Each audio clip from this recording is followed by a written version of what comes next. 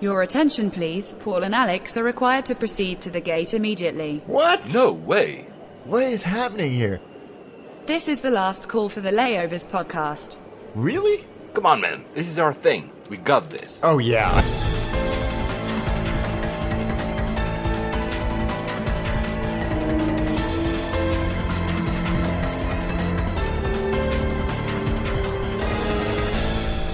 And we made it. Of course, geeks. Flight 99 to Stockholm. 99. Wow, I can't believe it. 99. We should have done this on September 9th, really, then, shouldn't we? If only we were that organized. And for those who know Brooklyn Nine-Nine, which is one of the best shows on TV, 99, guys. Also, yeah, we know our centenary is coming up. We doubt we're going to make something special for it. We had a few plans, but we are very, very busy. So it might be that the episode 100 is a normal episode, and whatever surprise we had will come a bit later. We'll see. I'm not preempting this yet, but we'll see. And also, we're recording today on Thursday, the 19th of September, the week after we came back on the air. But this won't be released before the end of the month because I have like 2.5 weeks of being super busy. Alex is also super busy, and we're going to have that as a stopgap before our episode 100. I cannot believe we're reaching 100, man. I can't believe it either. It's rather exciting. It is. We actually never had planned when we started doing this and having, episode 007 that we will reach 100. It was just fun to have 3 numbers in our numbering system, but, we will never get to 1,000, though. I doubt it. Not at this rate, anyway. So, Stockholm, obviously Stockholm because, well, it's an airport that is very dear to the heart of many AV geeks when you live in Europe because it's one of the origins that you can take to have very good deals along with Stavanger and other airports in the Nordics.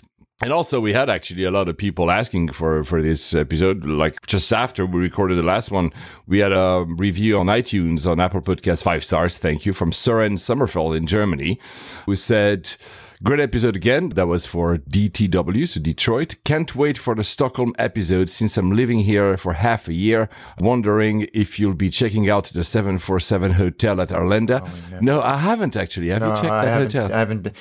I was in Stockholm a few years ago, but I really do need to get back there. I've been a few times lately, which is why we're doing it as well. Is it a fake 747 or is it a real 747? No, it's real. Oh. It's a 747-200. It was originally built for Singapore Airlines, but then it went to Pan Am and then a bunch of others. Actually, went with Cathay. Quite a storied past, but yeah, it's a real deal. Well, there you go. And also from Teabag030 on Instagram, who says greetings from Sweden and thanks us for latest episodes. So yeah, we have a lot of listeners in Sweden. So there you go, guys. We're finally reaching your shores. I don't think we've ever done an episode in Sweden yet, which is really strange. I looked back at our catalog and I really thought we had done Stockholm at some point, but we never did for some reason. Yeah, I'm really surprised. Another thing that happened last time when we recorded, we said that Popeye has released their chicken sandwich, which Alex is still looking for. Stuff goes very fast in the chicken world because now KFC has released their chicken donut sandwich. Have you seen that thing? I have. What is this? It's a little bit over the a little bit. It's very over the top, isn't it? Very. The chicken with the donuts instead of a bun. Yeah. It just makes my teeth hurt thinking about it. And I eat quite a lot of garbage, so that says a lot coming from me. I wonder if you ever gonna get that in a flight though. You know what? You sent me that wonderful Mossberger instruction leaflet thing that makes me realize that anything. Oh, Anita, yes, thank you, Anita, for finding that. Makes me realize that really anything is possible food-wise in flight if you can do that. That leaflet is amazing. So, guys, it's a leaflet that Anita got when she got that AirMos teriyaki burger that we mentioned in the last episode. And it looks like a safety leaflet. Yeah. Just that it's instructions how you should open the various parts. And because you basically have to build the burger yourself, if I'm not mistaken. You do. And there's all these like separating pieces of wax paper to make sure that it retains its structural integrity, which is genius, actually. But it does look quite complicated. She mentioned, by the way, Anita, because she came back to us after we mentioned her, that the AirMos is also for adults. It's not only a kids menu. Oh, absolutely. It's absolutely for adults. And I really want to do it just to get that leaflet, because that leaflet is amazing. Yeah, it is. It's a work of instructional art. She adds that it was very, very tasty. So, see, one more reason for us to try it.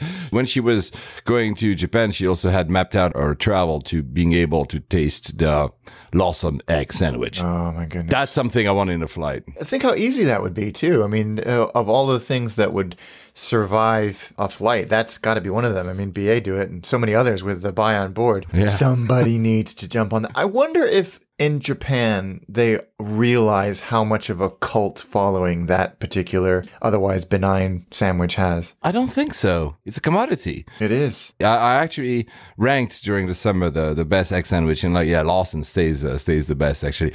She also adds that she travels with her kids often, obviously, and they also get airsick, which happened to your kid. We mentioned the story in the last episode.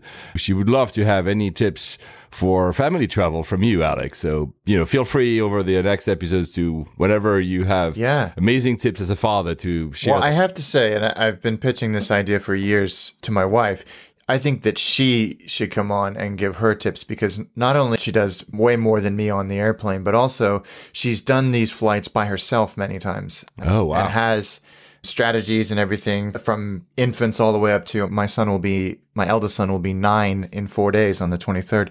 Or I can pre-record it because she doesn't want to do it, but I'm going to force her because she's got a wealth of tips on this. Yeah, we should actually simply do a family episode at some point. You're right. It's something that I just can witness, but I've never done. So yeah, it's a very good idea. So now to make another listener happy on Instagram, I don't know how to pronounce your name, man, or could be a woman actually. GVENOOG. I had to laugh so much because when I mentioned the ANA new seat, I was so jealous and that you were invited. The reaction of Paul was so funny. Keep up the good work. So, how was that ANA event, Alex? It was great. It was really great. It was right off Brick Lane in this event space, which I'd never been to before. And they had these sort of makeshift pagodas, the wonderful, not pagodas, those wonderful kind of archways that they have in Japan. They're usually red. Yeah, the gates. Gates. Thank you. That's the word I was looking for. And in the middle of this space on an elevated platform, they had a block of the 4 seats, which they had many, many, many flight attendants in attendance to kind of brief you on how the seats work. And the seats are oriented as a block of 4, much like the Q suites. They're facing each other, the 2 seats. And I was able to experience it. They had the full power connected and the IFE and everything, nice. So you could try it. It was very, very impressive. It was really, really wide seat. Yeah, it reminds me of the pictures of the Singapore Airlines 380 seat. That wide. If not wider. And wow. Yeah. So you feel like you're in a sofa at home when you're sitting upright. The whole thing isn't that wide. The footwell tapers to allow for the other person's cubbies and cabinets that you have to your side as well. The screen is huge and crystal clear, and the seat itself, the padding, which you see as the seat is reclining, you can see how thick it is. Really, really thick seat. Very, very comfortable. The one thing I noticed that I sent to you immediately was if you sit straight and you recline the seat straight, there's no way that I could fit, let alone somebody like you could fit. It's very short. But then in all of the images, the press images they have, you can see the person sleeping at an angle. And actually when I did that, so I moved my head to the adjacent corner that my feet were, plenty of room. So again, like Singapore, because Singapore, I would, unless I'm bulkhead, but even I would usually sit in a diagonal. I would not sit like up straight. But the good thing, since we're comparing that to that 380, the old seat now, is that it actually reclines, whereas the Singapore seat you had to stand up. Yeah, like the old Virgin Atlantic. Yeah, you had to fold it. So that's good. Yeah. Wow. What about the door? Is it high? The door is high. Yep, and it comes across in in 2 sections. that closed together. You felt very, very private and secluded when you were in the seat, even with a million people walking around you and a lot of noise, obviously, at an event as opposed to in the sky. Of course. So the manufacturer is not the one from the Q Suite, although there are obviously, I guess there's not like a billion ways to do a seat and to fit it in an aircraft at the end of the day. But the manufacturer is completely different. And you had the chance to also meet the designer of the seat. Yes, he was. I'm going to forget the name of the... Oh, yeah, my God. He's the one who built the Tokyo Stadium that's going to open early this year. And he also built the V&A in Dundee as well, which is an extraordinary building. Very famous Japanese architect. The name also eludes me because I didn't put it in my notes. Kengo Kuma, of course. Kengo Kuma. Yeah, there you go. Thank you. Yeah, he was very, very nice, very interested, would speak to anybody. Not that, that he wouldn't otherwise, but yeah, he was proud of it. And he partnered with a London design agency to do it. And I must say that one of my criticisms of the previous ANA seat was that it was very clinical. It was lots of metal. Yeah, we said that a lot of time. Yeah. Yeah. And, and that's absolutely not the case anymore. They've kept, however, some of the blue, the color. They've kept the blue. It's much more understated. It's an accent, but it's beautifully done. It's very Japanese. It's very ANA. It's a very, very strong seat. They're going to do really well with this. What they didn't show or didn't have, because it's rolling out a little bit slower, is the new first class. Yeah, I said in the last episode that for me, it reminds me a little bit of the Swiss first class, which is this very large cubicle with a large door. Were you able to see even bits of it, or nothing? They had a video playing, and I was chatting to one of the cabin crew about it, and she said that the new seat, it has a 43-inch 4K screen. And I was like, my TV. That's bigger than my TV too. And I said, 43 inches, are you sure? And she's like, yeah. And then she showed me a brochure of it. And sure enough, I should never have huge. The seat itself is beautiful as well. It's this lovely gray. They've done such a good job with it. It's darker than the one in business class, which is often the case in Japan. If you look at JAL, they have darker colors for first class, including in the lounges compared to business class. Wow. I mean, holy cow. Yeah. So are they not introducing? Because the reason you had that event was that two things. They are opening the route with that seat now from London to Haneda. But also, I think it was celebrating, maybe you saw that, maybe I'm wrong, I'm not sure. It was a 30-year anniversary of the opening of the route. Yeah. Okay. So, yeah, it was great. I met a few people that I've worked with at ANA in the past who are really friendly. Johnny from the Design Air, turns out he was there. I didn't see him, which is disappointing. I wish we would have a shame, crossed paths. But I think he was as impressed as I was. So it's a great... I don't think you can go wrong in that route because ANA have a very good product, obviously, now, and so do JAL. So expensive, however. They are not cheap, but no one is. No one is. No one is. Guys, just 43-inch. Not only compare that to your TV at home. Again, it's bigger than both our TVs. I think Emirates first class, new first class, so the super fancy seat is only like 33. Mm-hmm. So this is really like far bigger than anything else. It's crazy. Yeah. Oh my God. I am looking forward to experiencing that in person, even if it's on the ground or in a mock-up. Were you not also mentioning some kind of VR headset you tried? Yeah, they had these VR headsets, which you and I have said that... on the ground, it's neat to explore and use these VR headsets, which they're trying out, and you could also experience the cabin on the airplane as well. But I would be fascinated to hear from anybody that has tried one of these in flight.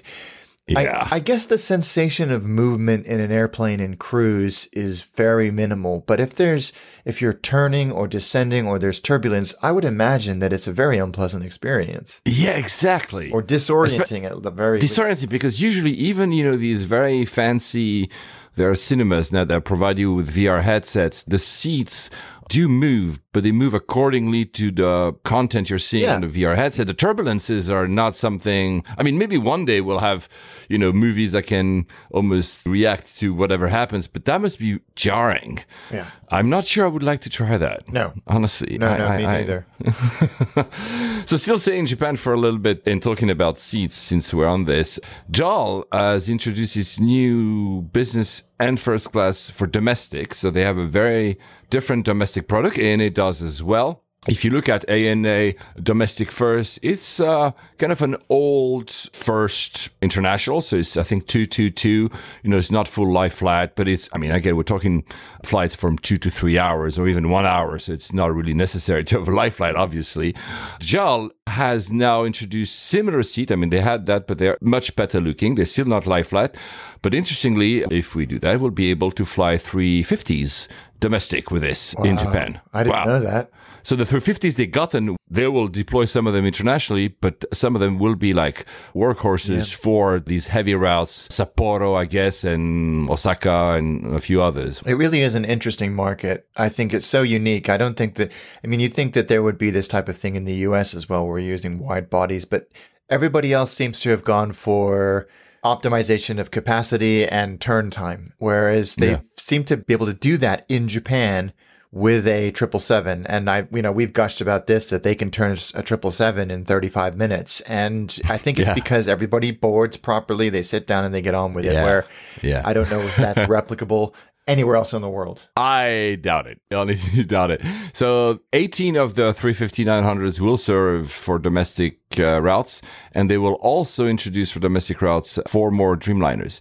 So really, and I think the first route with the 350, if you guys live in Japan or want to try that one out, will be Haneda to Fukuoka, and that has already started. I think distance. Yeah, right. What I didn't know, and that's the Japan Airlines chairman, is that the nation's domestic market is the 3rd biggest in the world. And the segmentation within JAL is that 50% of their market is actually domestic and the other 50 are internationals, which, the domestic market is really important for them. And we know they have like a shit ton, pardon my French, of airports crisscrossing Japan. So it's, guys, we've said that so many times in this show. Try one day in your life doing a domestic flight in Japan. It's worth it. It's really, really worth it. And this comes back to what I was saying also in the last episode. I had a lot of remarks about it, about the Grand Class, the Shinkansen. So now you understand, when you imagine you're in the Grand Class, you have these very plush white seat with leather woven, there's wood paneling. They move super softly when you press the button. The sound is muffled. You don't hear anything, although you're going as fast as you can. And that's why it's competitive, because it's not compared to like a lie flat international. It's compared to very good, but still not as good seats. So not only is the price competitive, as I said, between the Shinkansen and JAL or ANA in first class, but the seats in the Shinkansen is much better. Mm-hmm. So when you compare that, you understand why the train is still a very viable option and when people would choose that. That experience, guys, was amazing. I didn't mention as well that the bento boxes, so the food they were giving you, all the elements in there that were beautifully presented, obviously, were each of them curated for regions and villages that we were crossing with the Shinkansen. Of course, right? Including, by the way, we cross at some point, we're not very far from Fukushima, now known, obviously, because of the disaster that happened a few years ago. So yeah, so guys, do also do the Grand Class. It's something that you have to do once in your lifetime. I know we are an air travel podcast, but this is cool. Still talking about Japan Air Force One of the old one is up for sale in the US. I think it's parked in Arizona in one of the graveyards for airplanes. It's a 747-400. It used to carry the emperor and also prime ministers on official state business. So if you have $28 million to spare, it's yours. I'm sure that plane will get snapped up by a cargo company. Or maybe VIP, I don't know. That whole secondhand market thing is, if anybody is involved in that, I'd love to know more. Or any leasing or anything like that. It's pretty cool because so parts of the original interiors were removed by Japan to put them in a museum. And I want to know which museum. I didn't know they had a museum with these things. But the company that sells it, which is a specialized company in the US, has refitted the bedroom, the shower, the office, the lounge areas. The seats are the same. The seats actually are very reminiscent of Emirates. I think it's a 232 kind of business class configuration. There's only 85, 86 seats because, of course, the rest was resting and for the emperor and everything. It looks, I don't have 28 million to spare. I think if you look it up, guys, online, the ad is still running, so you can still find some cool pictures of that 747. And one last from Hanita. We just talked about the AirMos. I said that she had been on the Eva Hello Kitty flight. And actually, I believe that she was about to fly Hello Kitty. Then they canceled on her. Wow. And that's why she went on JAL. That's how she discovered AirMos. And she had something about JAL that made her a fan. She has a severe nut and peanut allergy. And she says that the staff took care of her in a very big way. They cleaned her seat and the seat around her, interviewed her at every stop, and made sure that she was being taken care of. Wow. I mean, yeah, this is something that is, yeah, again, we know that if you've guys been in Japan, we know that the service is really high, but this is, yeah, big win for Japan. Yeah, absolutely. And for JAL. She offered, by the way, lollipops to all of the FAs. Anita, you're a great traveler. You really are. I love you. This is amazing. So I was in Tokyo, as I told you in the last episode, and I forgot to say one thing that happened that really is out of character for me for Japan. I was in the immigration hall. I was exiting or entering. Now I'm thinking. I was exiting Japan. And I had my hat, my cap on me. And usually, because I'm like that, I remove it whilst I'm advancing to talk to the immigration officer. And for some reason, I forgot. Oops. And I start removing it. And suddenly, he spoke English. He says, "Can you put your hat back?" And I'm like, what? You know, I'm like, oh my God, what did I do? I'm like, is he playing with me? Turns out that the guy was a fan of the baseball team, the Japanese baseball team. I had the Hoku, which is Rakuten Tohoku baseball team, and actually wanted me with a hat. And I found that so cool, but also so out of character for the immigration officer. That is quite out of character, isn't it? Please keep your hat. That was cool. A few people have asked me, how did I hide from Alex that I was coming? So first of all, of course, I never discussed it with him, which was a pain, but also, and I mentioned the Lawson sandwich at the beginning, when I was actually flying, I had timed Instagram stories that I had taken a day or two before. At its best. And it worked. I had absolutely no idea, because when you arrived and surprised me, I was like, oh, wow, this is amazing. Wait a second. And then I pulled up Instagram and I was like, hey, how did you do that? So, yeah, thank God for Wi-Fi.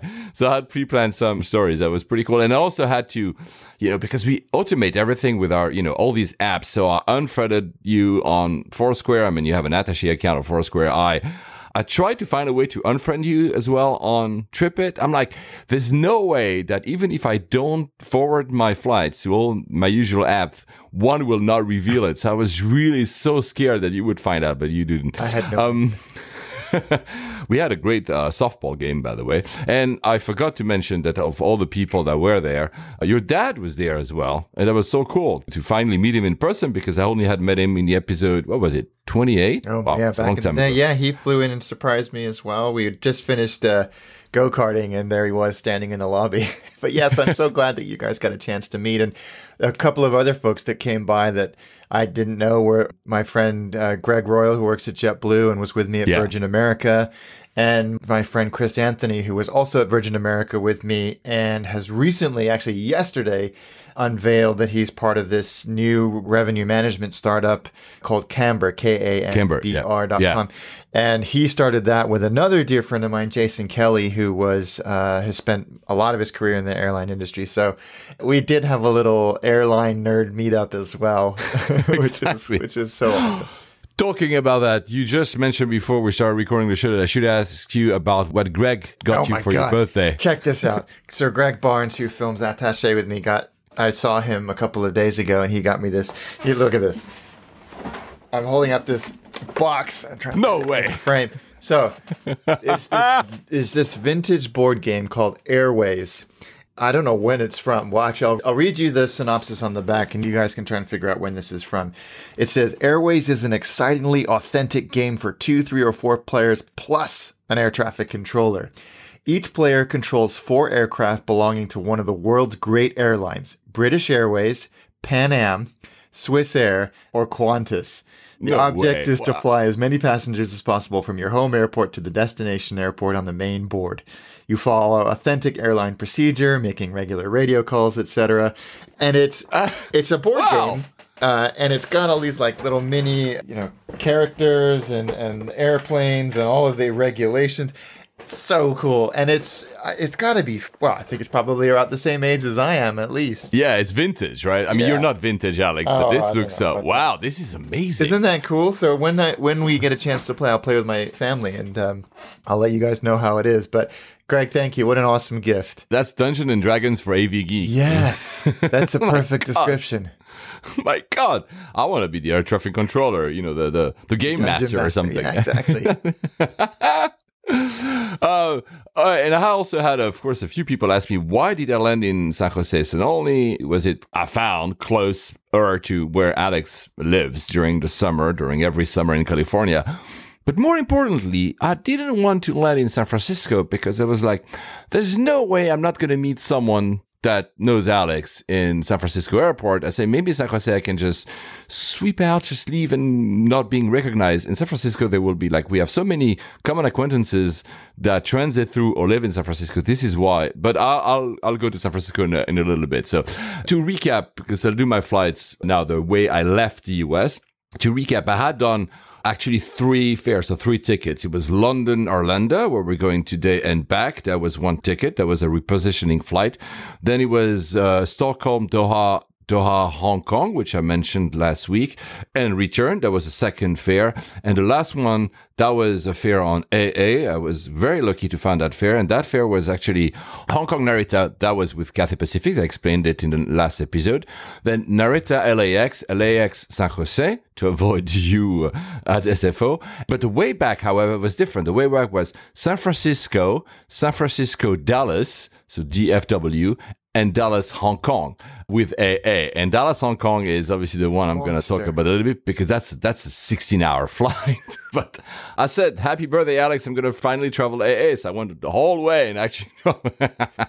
And why did I do that and not do like a round-the-world trip? I looked at a round-the-world trip on Star Alliance and OneWorld. They both have actually on their Alliance websites, they have tools to look for that. It was more expensive. This was way less expensive. The only downside to it is that my round-the-world trip would have stopped me at TWA, a hotel in New York. That was my original plan. I said, I'm going to meet Alex, and just after I meet Alex, I'm going to go to the TWA because you've seen it and I haven't. But no, so I went all the way back. It was super long.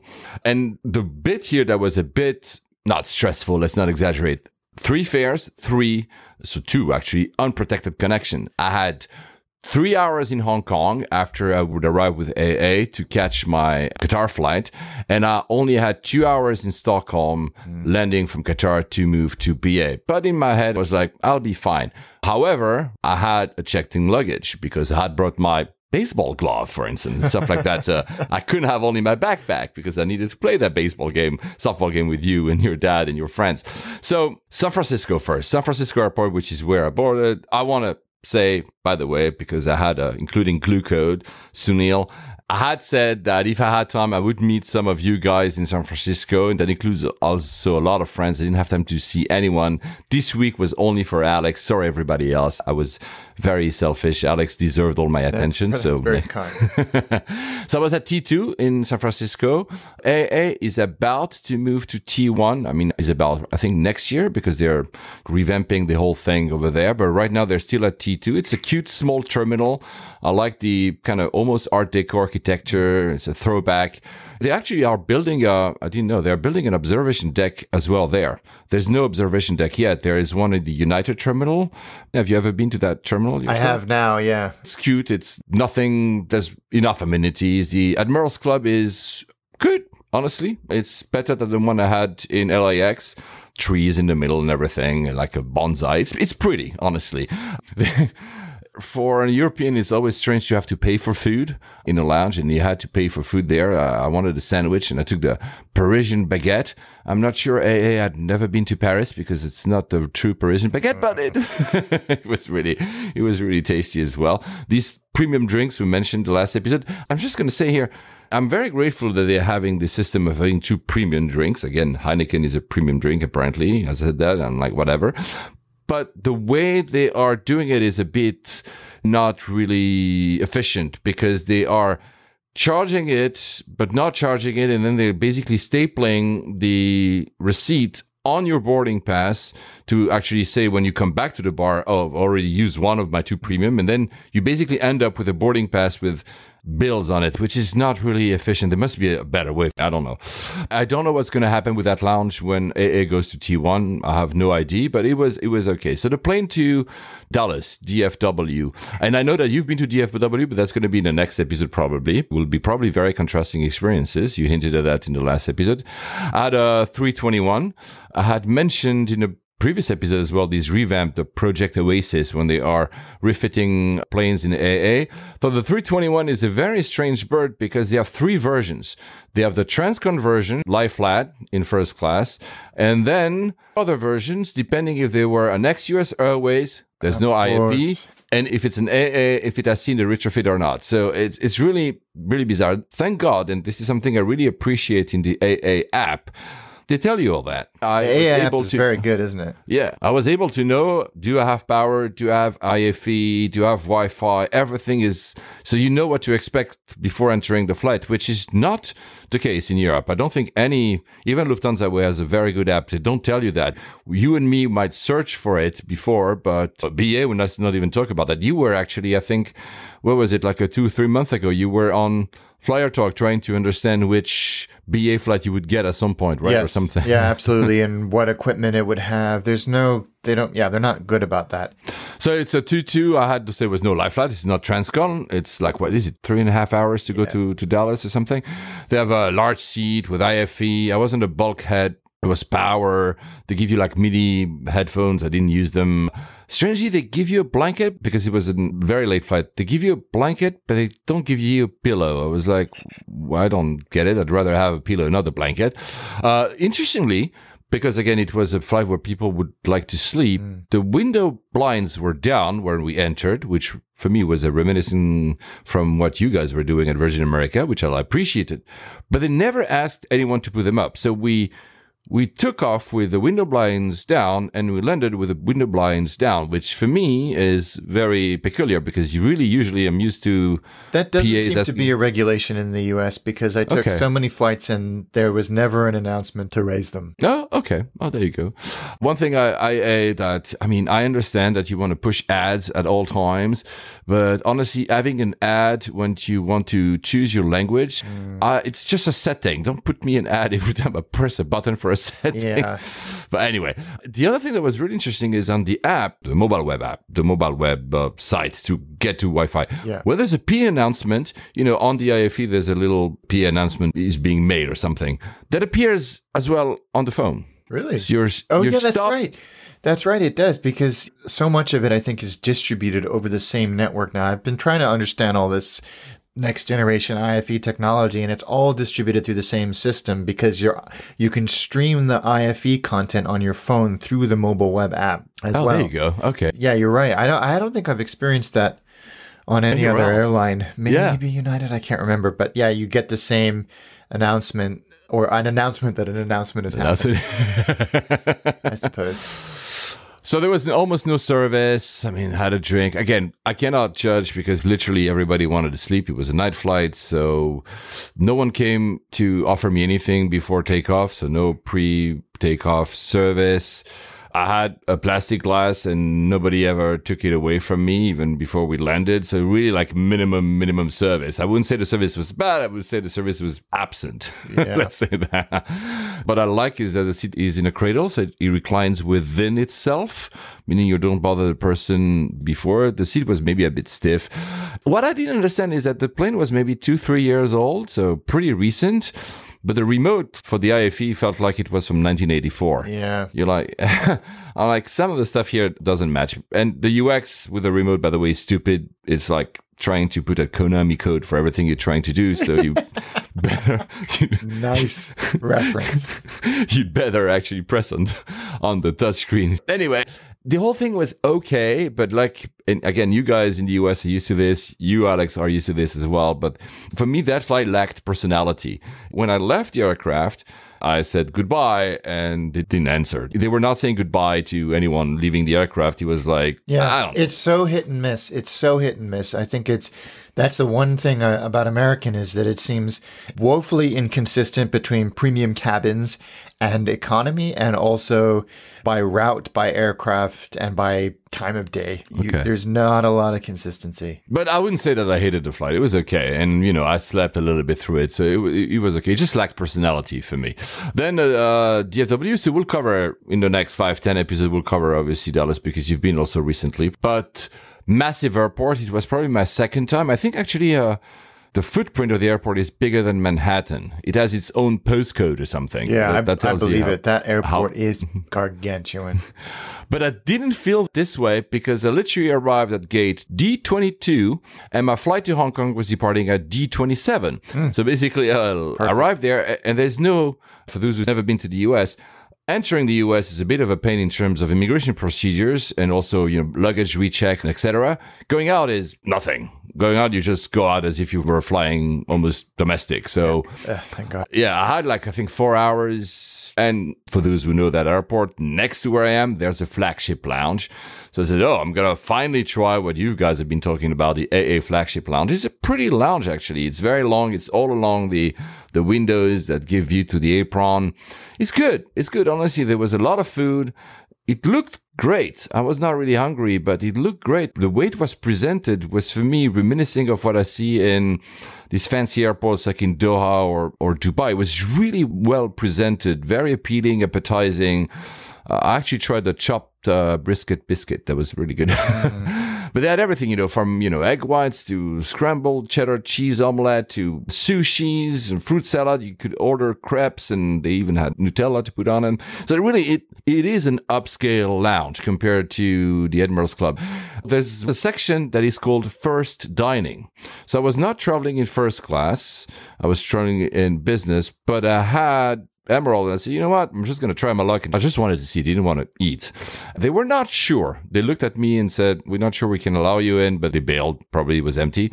Yeah, it's not. There's a restaurant, it's all day dining.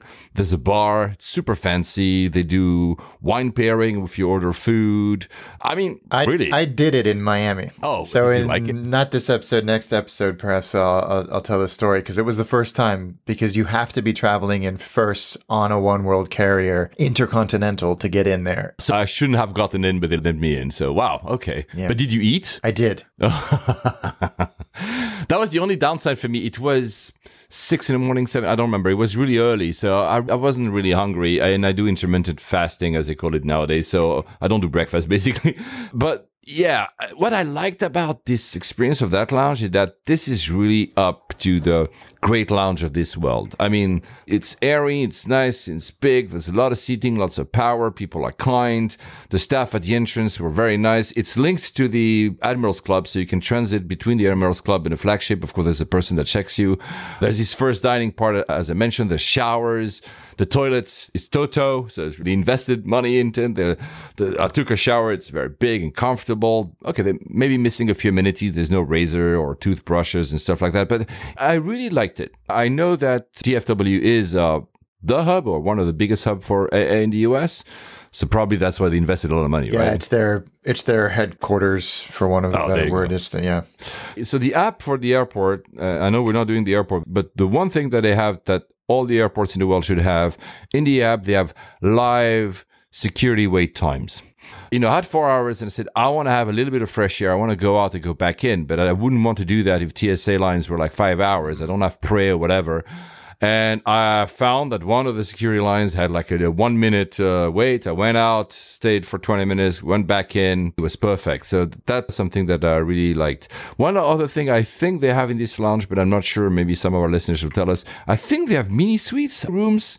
I'm not sure. The one thing that lacked in the entire airport, actually, most of the boards, you know, for the flights, only showed domestic flights for some reason and not the international ones. That's weird. That's very weird. I had to ask. I'm like, so is my flight actually leaving? Yeah, it's so they have separate boards in the lounge. You cannot see them very easily. So that was a bit anyway.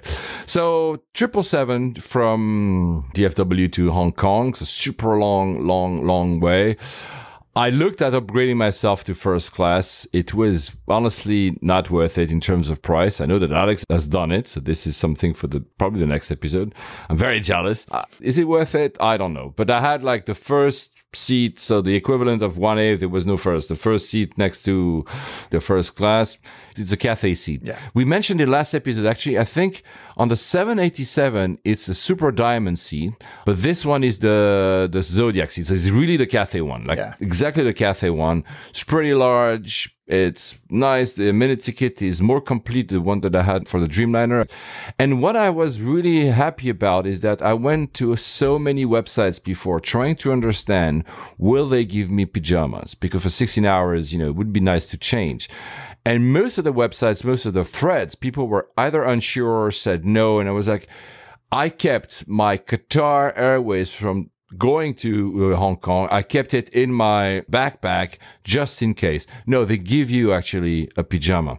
And it's a nice one. It's colors, American Airlines, blue and gray, whatever. It's nice, honestly. I guess they're doing an effort because it's a 16-hour flight. Yeah, and you're right. The seats are different. They're just as good. And you know who has a really good reference on this for comparison of seats, especially in really fractured offerings like in the US market, is the Points Guy. Okay. The Points Guy ranks the business class seats from best to worst on all of the US airlines. And he shares your opinion that the flagship business on the 777-300 is the best. Yeah, it is. Guys, if you've flown Cathay Pacific, it is that seat. Almost the same. Probably Cathay edges it a little bit more bells and whistles, but for 16 hours, it's perfect. The Wi-Fi worked. The IFE is pretty complete. There's live TV. I mean, honestly, it's great. There's because I was very close to the first class, the curtain, they have just a curtain, which is fine, but the curtain is see-through, which is a bit bizarre. Isn't that strange? I wonder if that's a security thing or Yeah, I'm wondering.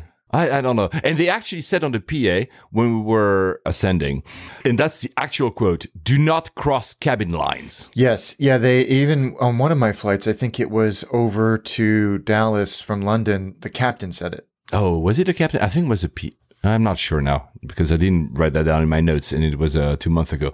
But well, I mean, I get it. But the fact that they really say it that way is maybe, again, it's safety reasons. I don't know. And the other thing that I really liked is that was clearly the flight attendant who said that nor the pilot nor us attendants have control when the Wi-Fi signal hits the aircraft. If you have trouble getting online, try a little bit later. Isn't that bad? That must mean that people are just whinging about it. The food was excellent, honestly. I mean, you mentioned many times the food on AA, and that was really good. This time I had pesto grilled shrimps with saffron pecorino. So was that lunch? Or something. The timings were a bit bizarre, but yeah, that was lunch. That was really good. One downside compared to, again, maybe fancier airlines is that you get the cheese, dessert, and coffee in one go. And you're like, I have 16 hours. Why are you rushing? I know, exactly. You have so much time. Plus, we left early in the morning, so most people weren't sleeping for a long, long time because they were just not sleepy at all. But anyway, they had one mistake. I mean, that's just fun. It's not a problem. But they clearly made a mistake in the menus because you have a translation, and we're going to Hong Kong. So the translation has to be obviously in Cantonese. The menu had a translation in Cantonese. The wine list had a translation in Japanese. So slightly embarrassing. Yeah, but anyway. I'm sure many people pointed that out. Or maybe they didn't. I don't know. So, food, you just mentioned that. The last food was breakfast. At the time we had breakfast, it was 2 p.m. in Hong Kong and 1 a.m. in Dallas. And you're like, why is there... I guess it's a last meal and they need to call it something. Yeah. But breakfast, I was like, no, I'm not going to have breakfast now. I've noticed there's a trend. BA do this. It's quite clever, I think, where they refer to it as the pre-arrival meal. That's the so best that it's one, sort actually. of time zone, agnostic. I didn't eat it because I knew I would be in Hong Kong airport for 3 hours because the plane landed on time, thank God. And that I would eat in Qatar Airways. So I didn't try it, but it looks good. Final comment, the crew, like last time, like the Dreamliner, some were really solid. Some were totally uninterested. So, yeah. Would I fly that again? Probably. I understand why you would choose it because I think clearly that business class is better than BA business class. That's for sure. That's really what it boils down to for me. Is across the Atlantic, it's a no-brainer at this stage. But of course, now that the BA new business class is coming online, that may very well change. Yeah, I might have a chance to try that to Madrid. Let's see if I can get that. We'll see. So I'll do a pause now before going to Qatar to have some variety in this show. First, so you flew first class. We're going to do that in the next probably episode. But apparently there's a hot dog in American Airlines only from Heathrow to the US. It's a chorizo hot dog. Didn't see that on the menu. I will go back and look because I keep all my menus. It was made by the chef who had opened Bubble Dogs. You remember Bubble Dogs in London? I don't know if it's still going on, by the way. So it's probably 2 years ago, 3 years ago. And apparently it's still on the menu. And I've never had a hot dog in a flight. Me neither. And that's another one of those things that, if done properly, could actually work really well. I've looked into it, and apparently it's very popular, and that's why they kept it. Now, the article I read was 6 months ago, so you flew just, a month ago? Not even. So maybe, we'll talk in the next episode, and you look at your menu about that. So we mentioned, of course, San Jose many times already in the past in this episode. It's one of these airports, and this is a debate we started having in a previous episode, facial recognition boarding. So have you had many times facial recognition boarding or never tried it yet? I've never tried it. I've seen it offered, and I've seen a lot of signage around it, which I think is more to assuage people's fears than it is to convince them that it's, that they should. What do you think? What do you think about it? Are you okay with it? When I saw it in Detroit, I mentioned in the last episode, I put a thing on Instagram stories saying, it was like a poll or one of those free comment things you can do saying, what do you guys think about this? And reaction was generally, I would say 80%, I'm not so sure about this, and 20%, if it helps me get on board faster, I'm all for it. I haven't seen it in practice. I don't know how much more efficient or less shit it makes the boarding process. So I don't know. There is something that makes me feel uneasy about it, but I think I'm perhaps being a little bit precious because there's so many other circumstances where I'm sure it is already happening and I don't even know. So perhaps I should let it go. I don't know. What do you think? Yeah, I have the same. At the end of the day, probably convenience will beat privacy.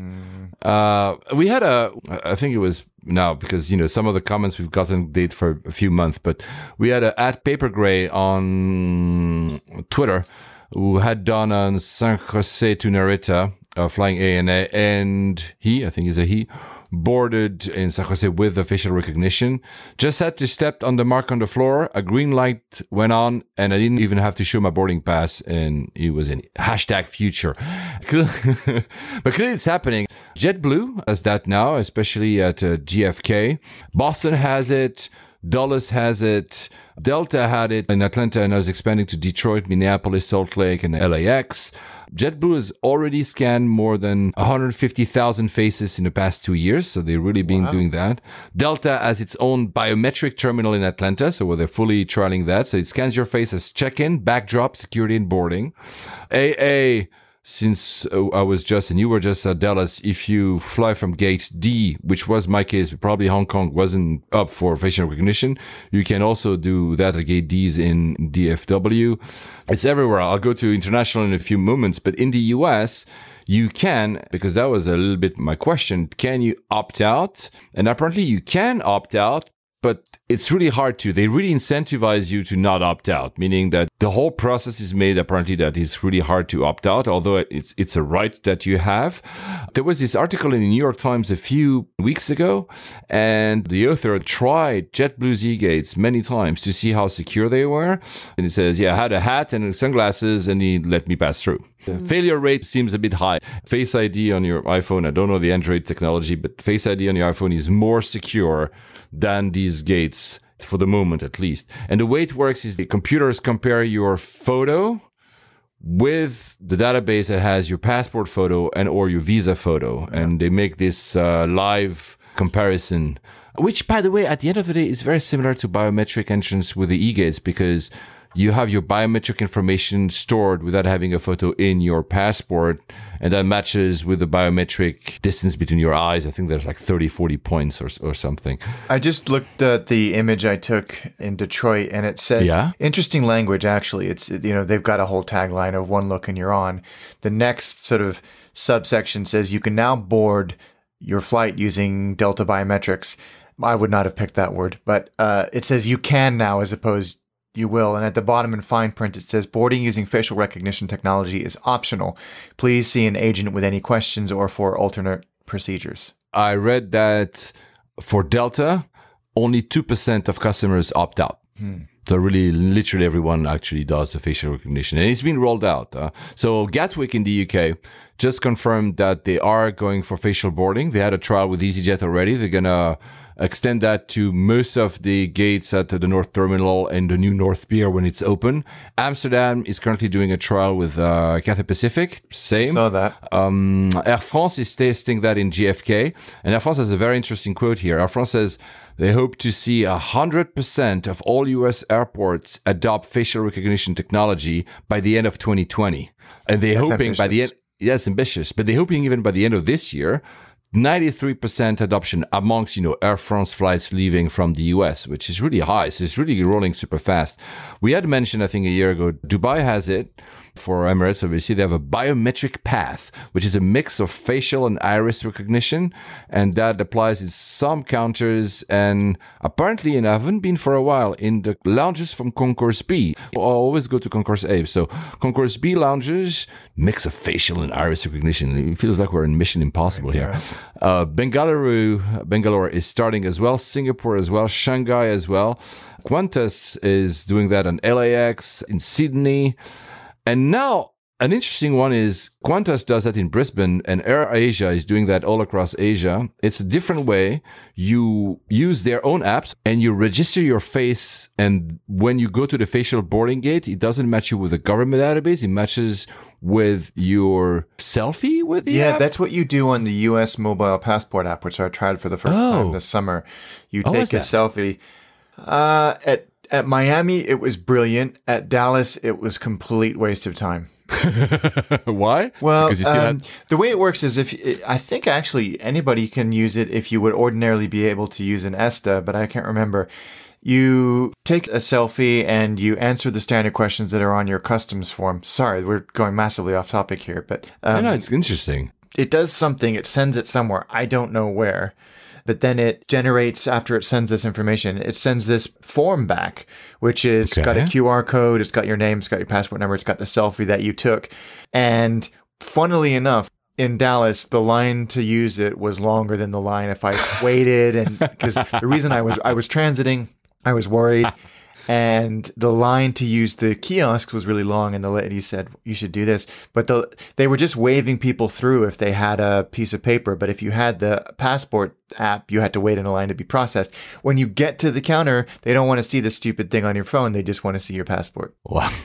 But at Miami, there's a separate queue for mobile passport, and there was no one in it, and I blew straight through in no time. I think that's the future. Even IATA is actually looking at a project. If you go on IATA's website, so the body that does all the standards for the aviation industry, one ID. So that's the idea, having a single form of ID, which is your boarding pass, your passport, all your information, passenger preferences, etc., linked with the airlines and the governments and etc. It's at the end of the day, I think that's the way of the future. I mean, I understand why people are sometimes uneasy. I am as well. I'm very privacy conscious. Is more about the safety of the data, because we know that this database in the US that has all these pictures was breached.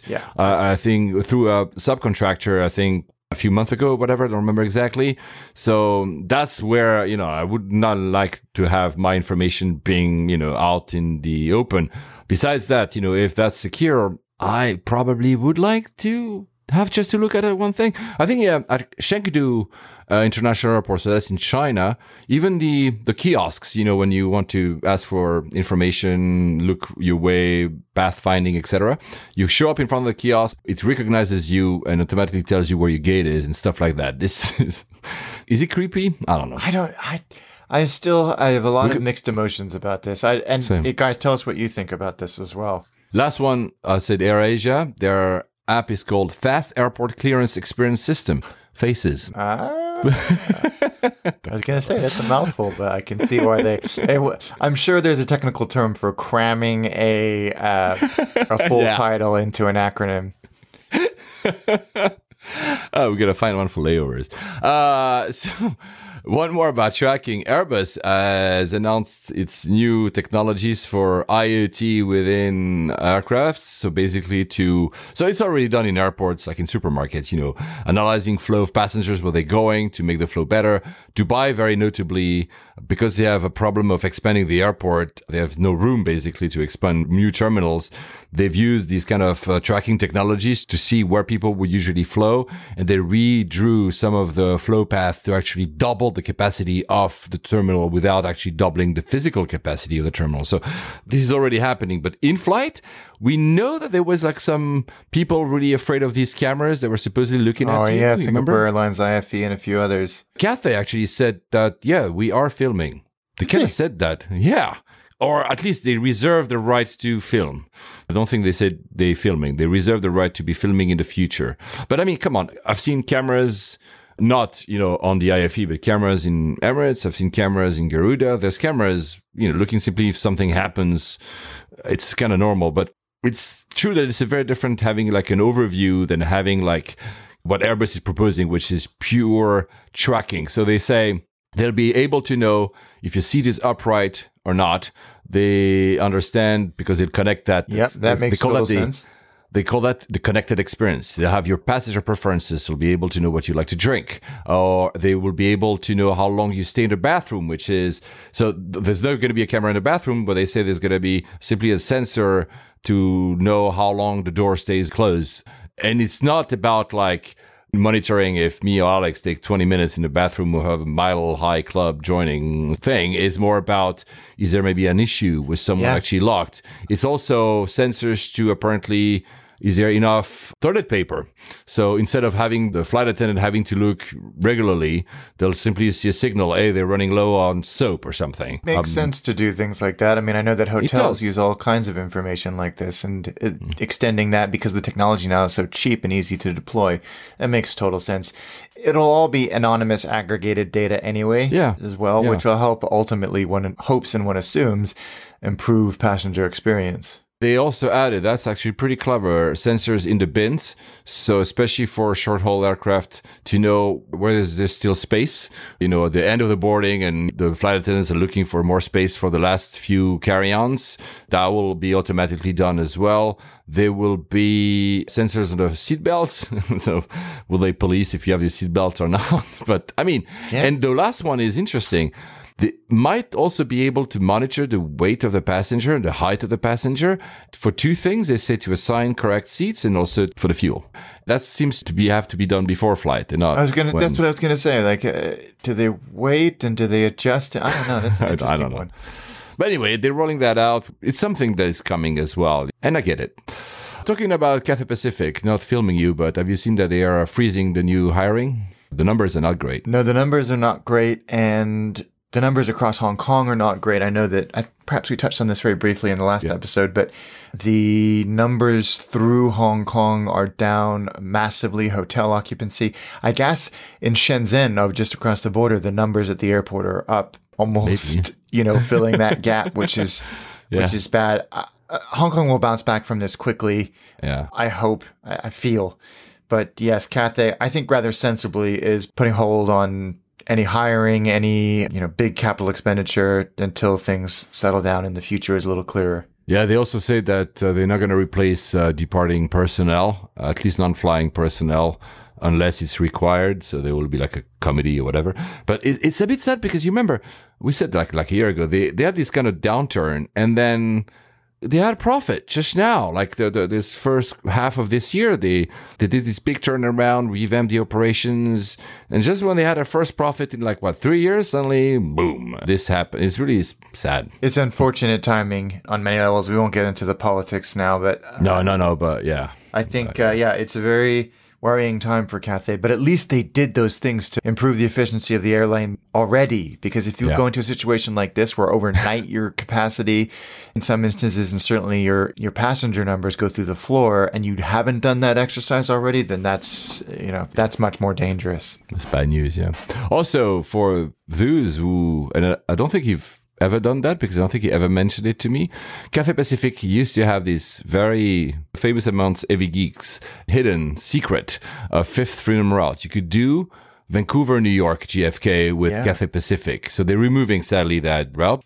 And that's, I think, the senior VP for the Americas said, frankly, this tag operation has been losing money for a number of years. Yeah. But it was a way to fly Cathay Pacific whilst basically staying in North America. Amazing. And when my father first started at Cathay, you could do San Francisco, Vancouver. Oh, wow. Yeah, so the route, there was not a direct route to San Francisco until, I think, 1986. When he started, or maybe even 1987, or they kept one of them open, and you could do it. It went Hong Kong, Vancouver, San Francisco, and you could buy a ticket San Francisco, Vancouver, which was very cool. Oh wow! See, this route was only open maybe a decade after that route you mentioned from your father, maybe like mid-90s. Mm-hmm. But it was, I mean, frequent flyers and avgeeks. I mean, flying Cathay Pacific in North America. But I get it. It was not making money. But what I liked is that senior VP I just mentioned, Lacan, I think he's called, said he understand that there was a cult following for this route and that we liked it as well. He said, it's not bittersweet, it's bitter. It was our little secret. We're very sorry to see it go. Having said that, I can't argue with the numbers. No, and it frees up an aircraft to serve some. They're expanding quite quickly. They've launched quite a few new routes in 2019. So perhaps this is one of those things where they were scrutinizing a little bit more to see if they could free up an aircraft and crew. Yeah. Oh, well. I don't know if you saw this as well. Speaking of Cathay, my good friend Joe Allen on Instagram, follow Joe. He's an incredible photographer, travel vlogger, I should say. Also, Bastard, you've got the iPhone 11. 11, yes. See some of the photos he's taking with that. Jimmy, he went to I'm getting mine tomorrow. I can't wait for mine. God damn it. So at the camera. Joe ALLAM, he flew on Cathay yesterday, maybe even today, and the Betsy is back. No, it is. Yep. Wow. I don't know if you can see that as a black can. It looks awesome. Oh wow, it's a can now. It looks really cool, man. It does. It looks really cool. Black can with a kind of architectural or aeronautical design sketch of Betsy, the airplane. And he says it's really, really well done on all of them. Oh, my God. Very exciting. One more reason to fly Cathay before the end of the year. I need to try. Oh, my God. That's so cool. And the can looks... Okay, that's a success. Was it in flight or was it in... Looks like it's in flight.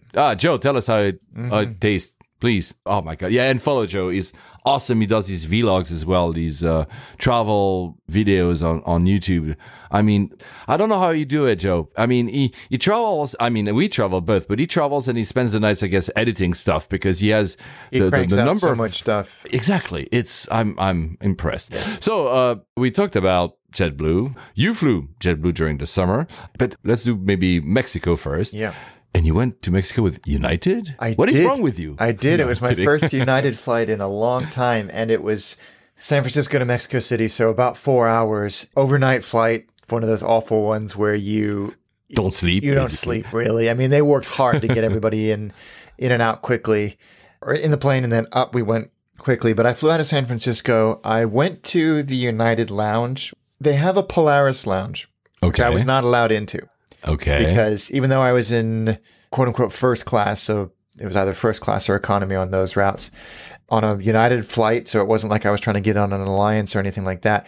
The Polaris Lounge in San Francisco was only for intercontinental travel. Oh, I see. Which is fine. It is what it is. I get it. The lounge in San Francisco for schlubs like me was fine. It wasn't anything to write home about at all. The food and drink was minimal. I left, actually, and I went to the American Express Centurion Lounge, which was phenomenal. Beautifully designed. It was like a boutique hotel design. Nice. Incredible food. Delicious food. Absolutely delicious. The wine service, I didn't try for obvious reasons, but they had a sommelier you could taste all these wines and they would suggest wines that would go with what you were eating. Wow. Really, those lounges are top notch. I've never been to a Centurion yet because the one I keep seeing is the one in Hong Kong, but obviously we have the PR. So I'm going to go to the PR, but I need to try it. Wow. So which terminal is United? Is it the new T1 thing, the Harvey? No, it's T2, the United bit. I'm so confused by San Francisco. Every time I go in there, I'm like, it's a new airport to me. And I used to know that airport like the back of my hand. So yeah, it was an A319 on United. We left a little bit late because the incoming flight was late, as so often is the case at the end of the day at San Francisco when the fog rolls in and everything slows down. I think there were just 2 rows of first, and the seat was fine. There was IFE that was okay, but everybody just wanted to sleep. And I have to admit, I slept like a log. I was tired. The flight left late. I didn't even look at the food. I don't really think anybody did, even though they came and took orders. We almost had, I didn't know this, but we almost had to divert in the middle of the night. And I was only made aware of this when the flight attendant or the captain, I can't remember, came on and said, thank you to everybody that helped out. That's how deeply I slept. I had no idea that this commotion was going on. They brought this passenger off first in Mexico City. It's hard to comment on United because I really didn't experience the service on that route. The seat was fine. It was like a domestic US first class. So, comfortable, lots of storage, power, Wi-Fi, all that. So yeah, it was okay, but I don't think that it would be fair for me to make a judgment call on United based on that one flight. Had you printed your visa in color? Oh my God. No, but funnily you say that because if you go back a few episodes, I got screwed by that. I was filling it out and the chap next to me, we got to talking. He did this route a lot, but he said, don't forget to fill out the bottom part because he'd seen me put it away. And I had to fill out this detachable bottom part, which is the bit that stays in your passport until you leave. So thank you to this chap who said, yes, make sure you fill out the bottom bit. So Mexico was it as busy as last time, or because it was very early, it was fine? It was okay. It wasn't too busy. It's actually a busy time of day, but everything flowed pretty quickly. And they actually have these kiosks that I don't seem to know when they work because I was able to use one on this trip, again, making that bloody form redundant. But on my next trip later on, earlier this month, actually, I wasn't it was 2 weeks ago. I wasn't able to use it. So, but it was fine. I hate that airport. It's a piece of crap. Everybody in Mexico City agrees, which makes the whole thing about the new airport not happening even more of a joke. Worse. More frustrating. Yeah. But I flew back on AeroMexico. Which I had experienced long haul, and it was fine. It was very good. And this was my first time doing them short haul in a 737-800 in business. The boarding process, it felt really chaotic. It felt loud and it felt not disorganized. It just felt loud and rather kind of tumultuous, but everybody got on. And again, they have IFE, they have Wi-Fi. The service was really, what's the word?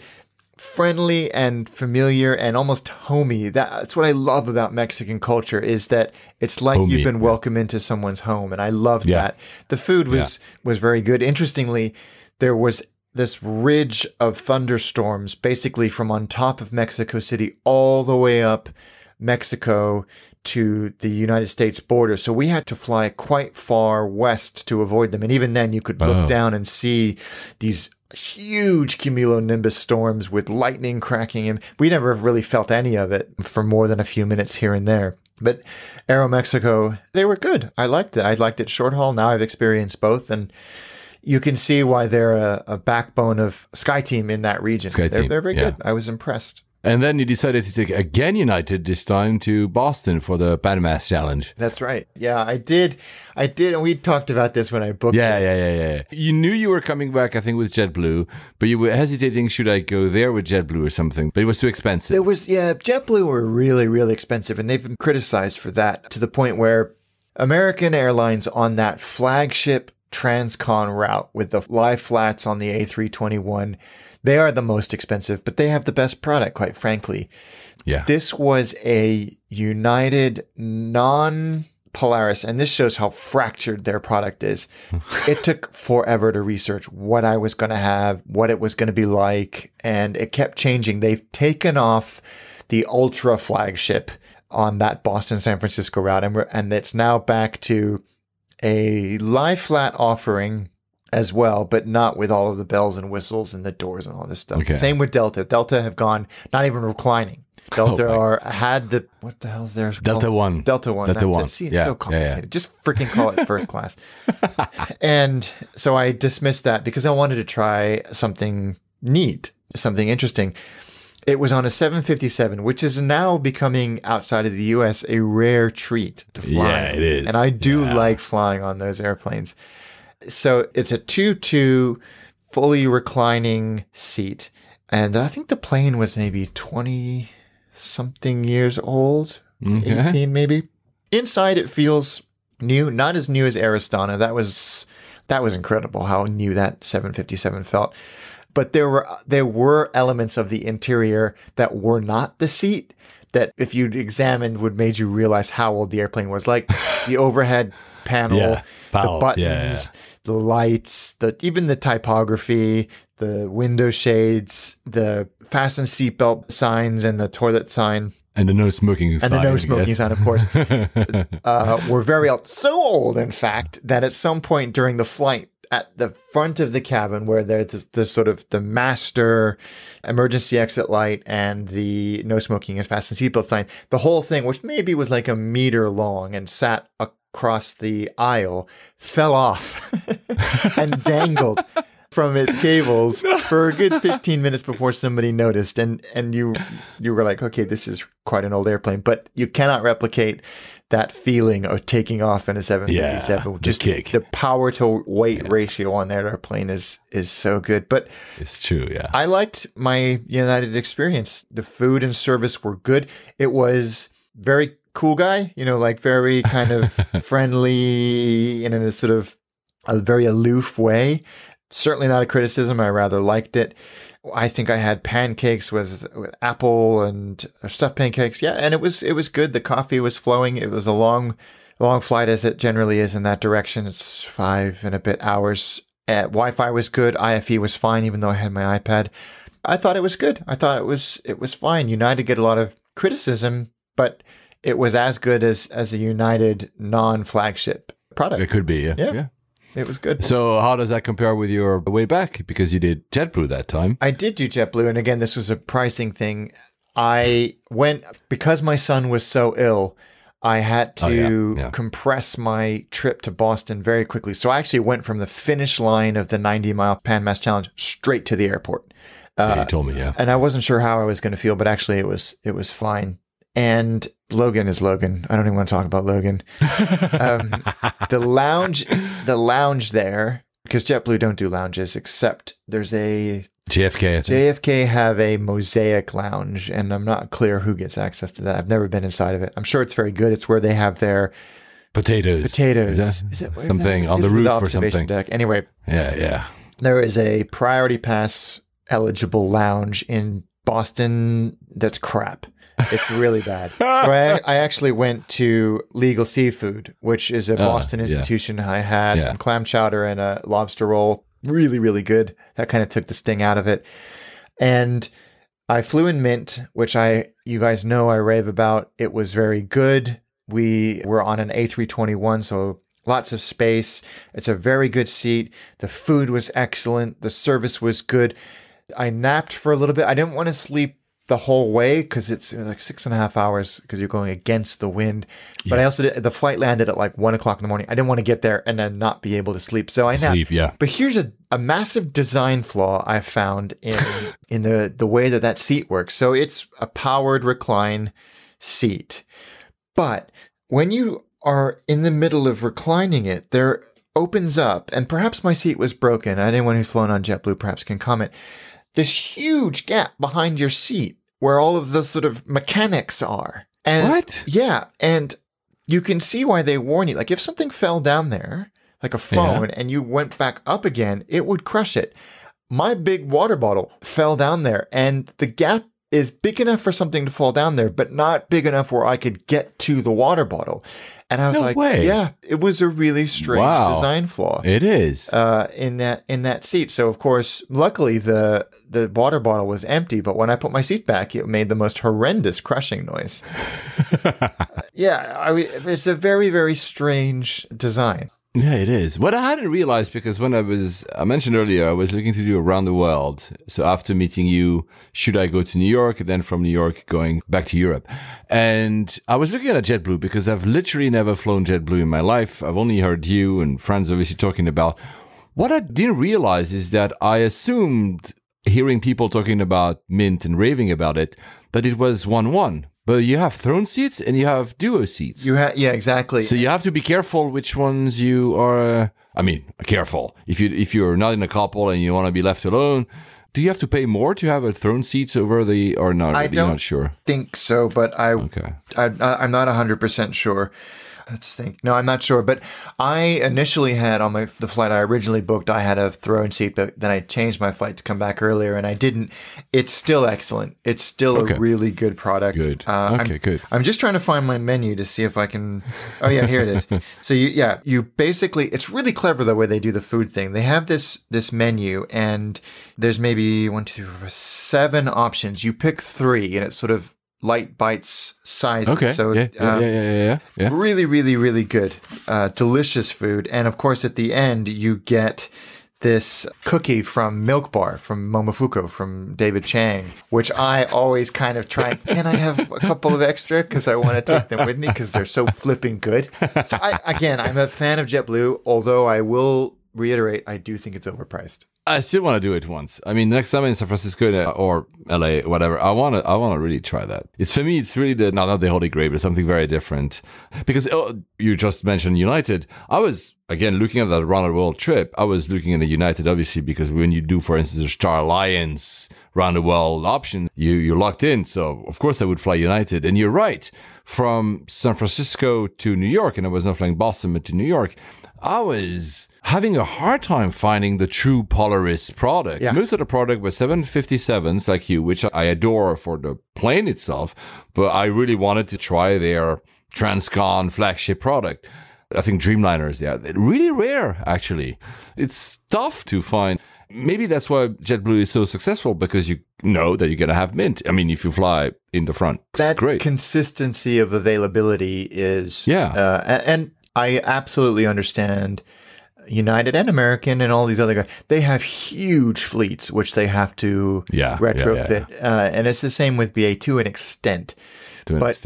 I am so surprised, and maybe it's because I don't pay attention as much, but the speed at which ANA put that new product on their fleet of 777s has blown me away. But maybe it's one of those things where if you were a frequent ANA flyer, you've been waiting and scrutinizing and analyzing for at the same level that we do with BA and a few others. Then again, we are lucky because living in London, we get these flagship products very quickly. Yes. I'm not sure if you were to fly Tokyo to Kuala Lumpur, you might have something really cool very quickly. Yeah.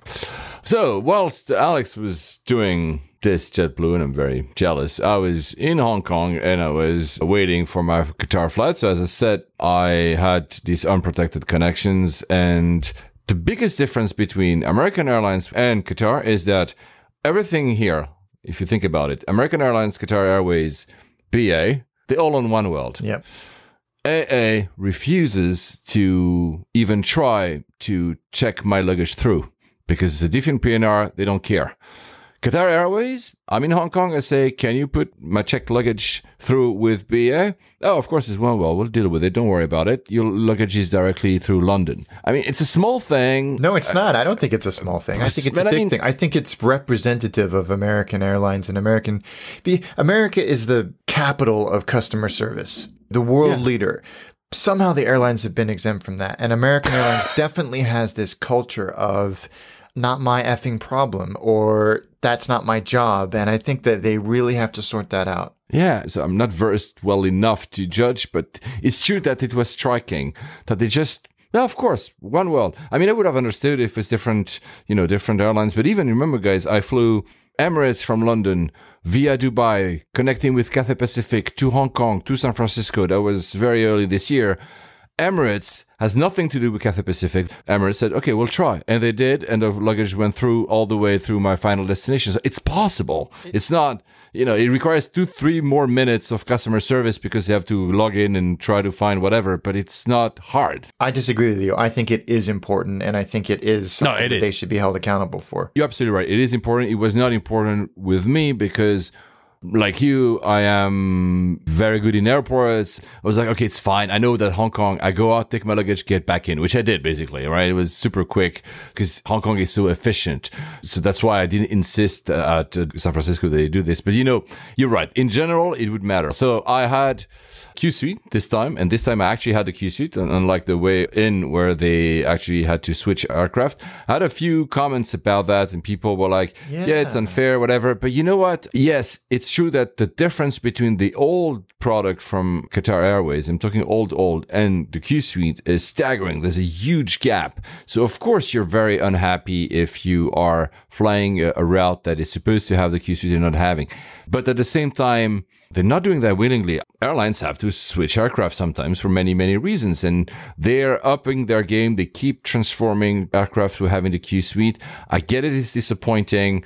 But, it has happened so many times to us. Another thing, you expect like that type of aircraft and getting another. Yeah. It's true. Again, the difference of product is so massive that you're let down more massively. Again, as I said in the previous episode, if it's your one shot in your life to fly the Q Suite, I get it. Should Qatar offer you a free flight and another Q Suite because you missed that one? I'm not. No, come on. It also depends on how they're pricing it as well. Like if they're pricing over the odds for that. No. It's the same pricing. I've noticed, and we'll talk more about this in the next episode, there are massive price discrepancies when you book on American, depending on whose product you're going to be. If it's on a BA 747, it's way, way, way cheaper because the product is not nearly as good. I'm looking into going to Madrid. I saw that the 350 is doing test flights there. I mean, test with passengers, but I mean short flights. If I opt in for that one, it's 40% more expensive than a 319, 320, whatever the else. I'm going to do it because I'm probably not going to have the chance to fly the 350 otherwise in the next 2 years from BA. But yeah, Qatar, no. Qatar is similar pricing. There's no difference. So for the first time, I'm forward facing on the Q, meaning that the console is on the window, so there's a little separation. Some people will call that ale, but I mean, this is not relevant. It's still a window seat. But, there's good privacy thanks to the door, so you don't care that you are not true window, whatever. It's really, really great. You have 3 windows. That's the advantage of having that one. You have more windows than the one that is rear facing. But for the rest, it's a fantastic product. Honestly, absolutely fantastic. The one thing on that flight that made it for me very memorable, and I know I say that a few times if you listen to the 99 episodes now of this show. This was my best flight since we started recording. This was my best flight because of the crew. We always say, the Q Suite obviously is great. The Q Suite obviously is one of the best, if not the best product in business class in the world right now. The food is fantastic, obviously, but that applies to Cathay, that applies to Emirates, that applies to probably for food at least AA. This is above and everything because the crew was just so friendly, attentive, but not overbearing. They were always there. I mean, look, at some point I fell asleep very early in the flight and I wanted to eat. My door was open and I didn't press the do not disturb button. I nodded off. I didn't sleep. And probably 20 minutes later, I opened my eyes. There's a little note written in front of me saying, we didn't want to wake you up. If you need anything, just press the button. We'll be there. There's food and everything. It's and signed by the name of the PA. I didn't press the button. I said, I want to go to the lavatories. I went to the lavatories, didn't meet anyone on the way there. But on the way back, that person saw that I had been moving, realized I was awake, and immediately came and say, what do you want for your first drink? There's this attentiveness that, I mean, come on. That is so good. There was one, and I'll mention her by name, Amalia. She was the flight attendant assigned to my AL. She was above and beyond. I've rarely seen that quality of, again, attentiveness, friendliness, but not over, not, the exact right level. She read me and other passengers as well so well, and all that. I mean, honestly, it's, of course, the Qatar Airways is still the mother. Don't you want to eat more or whatever? I said in the previous episode. That's a cultural thing though, isn't it? Yeah. But you know what? Qatar, along with Cathay, is what makes me stay with OneWorld and what makes me still love OneWorld because they make every single effort to make you feel at home. And they're young. It's not a dislike older flight attendants, but I'm impressed that at the level of their age, they are so well trained because usually you expect that kind of, Cathay, for instance, the old flight attendants have these years of experience that makes them so good at understanding every single detail, which is sometimes missing in younger flight attendants. She and others were just perfect. I'm baffled by a flight like that. This is other stuff. Of course, they had they call it the super Wi-Fi. To say simply that they're using this, the 2Q, whatever this bandwidth that. And yeah, man, it's super fast. Probably you get faster in domestic US. I know GoGo has also 2Q and Viasat or whatever the name is. This is Inmarsat, but $10 for the whole flight, no data cap, no throttling.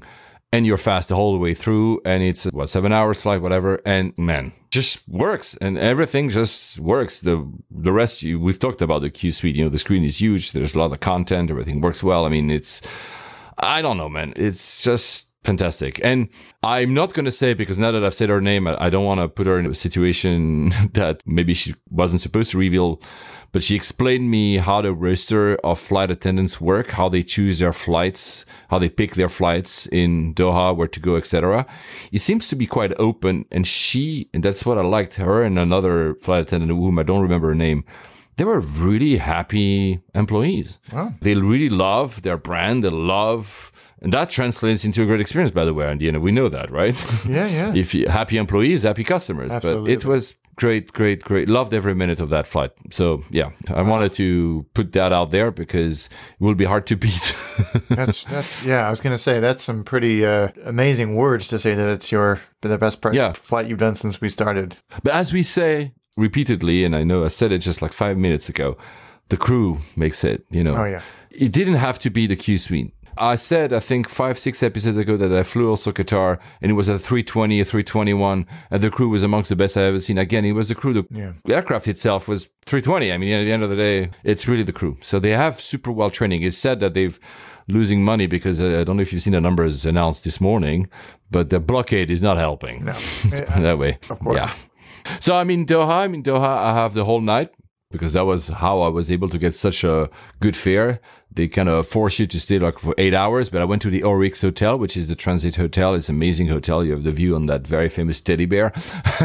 I went to, of course, to the Al Murhan Lounge, which is one of my favorites in the world, which is a business class lounge. But I didn't know, and I don't remember who told me that. There was one of our listeners told me that you can actually, Jez_K, you can go, that's a tip for you guys, and maybe for me next time. If you pay $70, you can go to the first class lounge. If you're already in business class, ticketed business class, and you want to access the first class lounge, you pay $70 and you have access to that in Doha. You have to be in business class already. Yes. Okay. The pictures look amazing. I've never been. But by the time I learned that, by the time Jez, I'm going to call you Jez, sent me the message, I only had 2 hours remaining before my flight. I said, I'm not going to pay $70 now. I'm fine here. So 350, 900 to Stockholm. Row 1 is again empty. And I've asked this time, I say, why do you keeping the row 1 empty? It doesn't appear when I want to select my seat. But when I get into the aircraft, row 1 is empty. He says, because we don't want to bother passengers with the noise that we're making in the galley. So that's... Wow. Yeah. I mean, I don't know if that's entirely the truth, but it's... But then they told me, if you want to sit there, sir, because I was in 2K or whatever, that you want to sit in 1A, just go ahead. So it was not that they didn't want you to sit there, because it was allowed to. The seat is a bliss. It's not QC, it's a bliss. It's supposed to be a 6 hours flight. A French pilot, this very French unique accent, which I love, welcomes us. We push back. Then we're on the taxiway, 15 minutes, 20 minutes, 25 minutes, what's going on? Oops, we got a technical problem, going back to gate. But for 20 minutes more, we stay in a standstill because I guess in looking for a gate and couldn't find a gate. He says it's a technical snag. They need to reset something. So they reset something. It doesn't work. More half an hour. So here we're already an hour and 20 minutes late. They're doing full service. I said the last time, drink service, nuts, coffee. Do you want to eat something? They come to you, every single passenger. They talk to you in person, of course, in business class. I don't know how it happens in the back, but full service. And you're like, okay, well, I'm fine to wait. You offer me champagne and nuts, and I can even eat something. I said, no, it's fine. Don't worry, because we never know we're going to leave. Then the pilot says, the team did a great job. We're finding the paperwork. We'll be ready to go in 10. No, the thing crashes again, and we have to deplane, and there's no aircraft. By the way, I think Gizmodo had done an article also a few weeks ago saying that the European Union's Aviation Safety Agency, which is the equivalent of the FAA, said that some Airbus 350 are known to have some software bug, and the solution is to, like a router, to reboot the plane. Turn the plane off and turn it up again. So probably what they tried to do there, but it didn't work. I'm back to the Al Murhan, this business class lounge. They need to find another aircraft, which were in Doha, so it would have taken probably an hour or two, so it's fine. I go to the desk and I say, guys, is there a flight that goes directly to London? Can you rebook me to a flight to London? I'm ready to pay. I need to go to Arlanda, but why in the end of the day? And I realized, because I'm on Google Flights, the 380 just left, but I knew there's probably another one. They take my passport, my boarding passes. They say, but you're going to Heathrow via BA. I said, yeah, do you have the boarding pass? Which they had issued for me, by the way. The guys at Qatar in Hong Kong had issued for me. They take the 2 boarding passes. They say, a minute. Okay, you're good. We're going to put you directly on. And I'm like, how much is it? No, it's free, sir. We're going to arrange it for you. It's our fault. The aircraft didn't work. You want to be in London? We're going to put you to London directly. We'll call BA. We'll cancel the flight for you. I'm like, okay, what? Please just have a seat, have something to drink. We need about 15 minutes. In 15, 20 minutes, they had issued my new boarding pass. They had called BA. No extra charges. Also in business class, happens to be a Q suite as well. The guy comes with a new tags. Don't worry, your luggage is actually in the new aircraft. It's being rerouted because they had to remove it from the replacement aircraft to Orlando. They did all that in 20 minutes. That's incredible. For free. That's extraordinary, isn't it? I mean, and it seems to be they have this mantra at the moment of satisfy the customer and cost be damned. I mean, I'm One World, BA is One World, I'm Emerald, so BA Gold. Does that matter? I don't know. But when you do something like that, I would have taken the next flight to Arlanda and I would have been late, and then BA would have rebooked me to a later flight back to London, or I would have done it through the app. It was merely a convenience for me. Yeah. Asked for it because convenience. And I was in my head, I'm like, if they ask me for a little bit more money, I'll pay for it because now I'm tired. I've been doing all these flights. If I could go directly to London. No, nothing. It was, you're like, man. And you get immediately on the app, I got notifications. Your luggage has been transferred to. Everything on the app appears. Suddenly my flight disappears and a new one appears. I mean, there was a few bugs here and there. I'm not going to say it's perfect, but I mean, overall, it's the experience is like, of course I'm going to fly you again. Because when you treat me like that, I want to fly you again. Wow. And not only I had the greatest flight ever just before, and that experience, I'm like, well, That's incredible. So, wow. It was, And I've heard, because I did an Instagram story about that, a few guys I've reached out and said the same thing, that they had similar experiences with Qatar. They had to be rebooked and everything was done without question, just here you go. So, I mean, okay, maybe they're losing money. Some people will say, I don't know. But just as a pure passenger experience, this is what you want, man. Yeah, that's perfect. Almost literally perfect. Goodness. Exactly. Wow. Yeah. So then, because we need to close this episode soon, so quickly to London, the only thing that I did is I was again in a Q suite and again on a window seat, but there was this lady with a baby that had booked a central seat to be next to her husband, obviously, because, the divider opens up. But that seat couldn't have the bassinet, so couldn't have, the cot for the baby. Mm-hmm. The flight was full. And the flight attendant came to me and said, do you mind switching seat? Of course, I would have meant that I've been in the central row. And I said, of course, she has a baby and I get it, right? So I had my first experience in the central bit of the queue. Very similar. The only difference, of course, is that divider. I would say that if you fly solo, it's not great because the divider is not high enough. If I'm standing, which is rare, I can see basically the other guy. Mm-hmm. Okay, I'm tall, fine. And the divider is a bit flimsy, not that it would follow anything. So really, these seats are made for a couple. But otherwise, same. Fell asleep, woke up. There was a note on my little table. Do you want to eat something? I mean...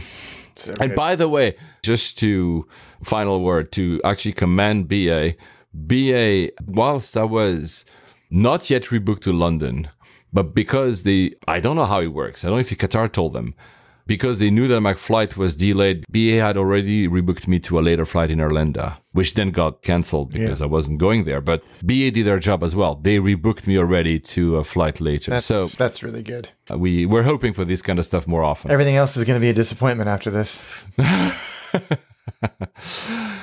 Sorry guys, I was talking a lot and I had in my notes a lot of feedback we had from the last episode, but we're already an hour and 45 minutes into the episode, so I'm guessing we're going to go directly to the airport. You guys, all your great comments about the episode from Detroit, we'll have to wait for the next one. I'm really sorry about that. I'm just going to mention two. One is Ostracher at Value Deck, taunting you because he says, you went to US Customs in Dublin twice, and there was never a line. Sorry, Alex. So Striker!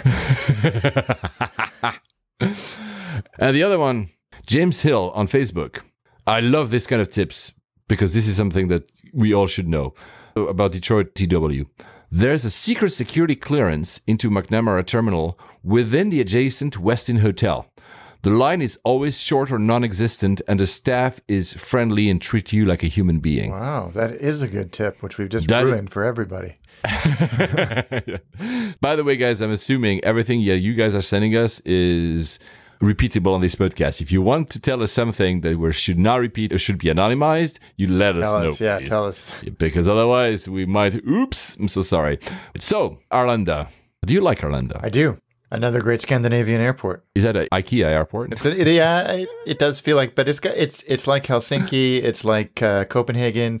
These are, and Oslo to an extent, these are functional, bright, airy, well laid out new airports. Generally new. They've been updated and refurbished. I like Stockholm Airport a lot. Yeah, I like it. So T5, which is International Terminal, is the oldest one, but it was renovated recently. T2, I don't know what T1 is. It's one of these terminals, in some airports that disappear completely. Yeah, like T2, like Toronto, exactly. T2 was originally the domestic SAS. Now it's international Europe, I think. T3 is regional. T4 is domestic. I don't know. They look really from the 90s, but they're fine. The one thing that I really find always bizarre is that they lined up like literally one next to the other. You have to walk through them. And they have an express train that goes from T2 to T5.